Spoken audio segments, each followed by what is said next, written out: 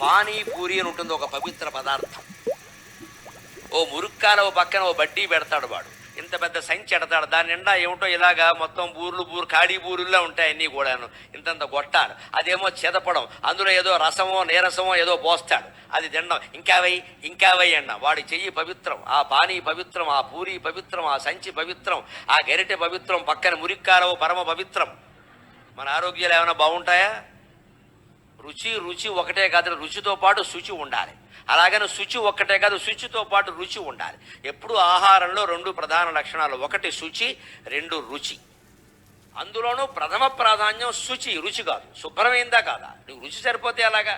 రుచి బాగుండాలంటే మీకేం అక్కర్లా. రేపు ఫిబ్రవరి 14 వస్తుందండి. ఏమిటంటే దాని పేరు ప్రేమికుల దినోత్సవం, లవర్స్ డే. అదో డే పనిగట్టు, ఏదో తద్దినంలాగా అదో ప్రేమికుల దినం.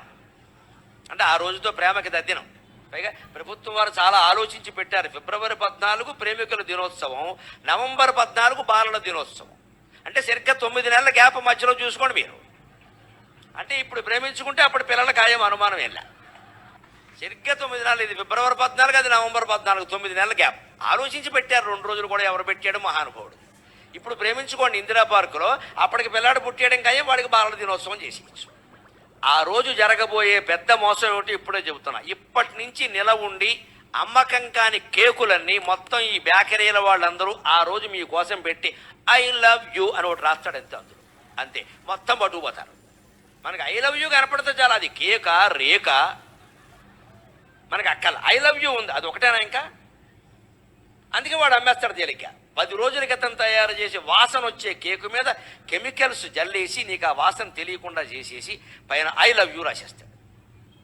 ఇవాళ మొత్తం ఆకర్షణీయత ప్రధానంగా వ్యాపారం జరుగుతోంది. మనం ఆ మోసంలో పడిపోవలసిందేనండి. ఏ బియ్యం వండాలో ఈవేళ మనకి సినిమా నటీమణులు, ఖాతాలు లేని నటీమణులు, వృద్ధ చలనచిత్ర నటీమణులు బియ్యం గురించి మాట్లాడతారా? వీళ్ళు ఎప్పుడైనా అన్నం వండారని అసలు ఇంట్లో? సినిమా యాక్టర్ చెబుతుందంటే మనకి ఏ బియ్యం ఉండాలి, ఏ మసాలా వాడాలో మరో సినిమా నటు చెబుతుంది. ఇవాళ వంట ఉండిందంటే మొగుడికి ఎప్పుడైనా అన్నం పెట్టారు అసలు వీళ్ళు? మనం మాత్రం ఆవిడ చెప్పింది మనం కొనేద్దాం. ఆవిడ చెప్తే నువ్వు కొనే ఆ రంగంలో ఏమైనా ఆవిడకి అనుభవం ఉందా? ఎలా మాట్లాడతారండి? నేను ప్రవచనాలు చెప్పేవాడిని, రామాయణం అంటే ఏమిటో, భారతం అంటే ఏమిటో, భాగవతం అంటే పోనీ మనుచరిత్ర, వశ్చరిత్ర, అవధానం, దాని గురించి నేను చెప్పి ఫలానా పుస్తకం కొనుక్కోమని నేను చెప్పచ్చు. కానీ ఇక్కడ పక్కనే రియల్ ఎస్టేట్ వేస్తున్నారు, నాకు తెలిసిన వాడు స్థలం తీసుకొని నేను చెప్పడం ఏంటంటే నాకేం తెలుసండి స్థలం గురించి, నేను ఎలా చెప్తానండి? అంటే వాళ్ళు నాకు డబ్బులు ఇచ్చారు, నేను లక్షలు మింగేశాను, మీకు చెబుతాను. నా మీద భక్తి ఉన్న వాళ్ళందరూ అక్కడ చేరతారు, తర్వాత నేను బాగుంటాను, వాడు మోసం చేస్తాను. ఇప్పుడు ఆ పాపంలో నాకు భాగం వచ్చినట్టు కదా.